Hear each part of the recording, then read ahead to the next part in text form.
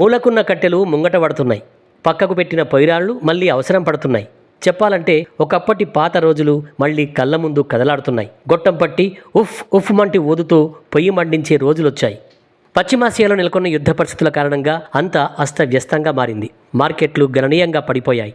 కేవలం 10 రోజుల్లో 26 లక్షల కోట్ల ఇన్వెస్టర్ల సంపద ఆవిరైంది. యుద్ధం వల్ల గ్యాస్ సరఫరా నిలిచిపోయి ఎల్పీజీ సిలిండర్ల కొరత ఏర్పడింది. ప్రభుత్వం కూడా ముందుగా డొమెస్టిక్ యూజ్కే అధిక ప్రాధాన్యత ఇవ్వడంతో కమర్షియల్ సిలిండర్ల కొరత ఏర్పడి దేశంలోని ప్రధాన నగరాల్లో హోటళ్లు మూతపడ్డాయి. మరికొన్ని మెనూలు తగ్గించుకున్నాయి. హాస్టళ్లలో కూడా ఇదే కొరత ఉండడంతో మెనూ తగ్గించారు. రెగ్యులర్ గిరాకీ వదులుకోలేక కొన్ని హోటళ్లు పాతకాలం మాదిరిగా కట్టెల పొయ్యిపై బిర్యానీలు వండుతున్నాయి.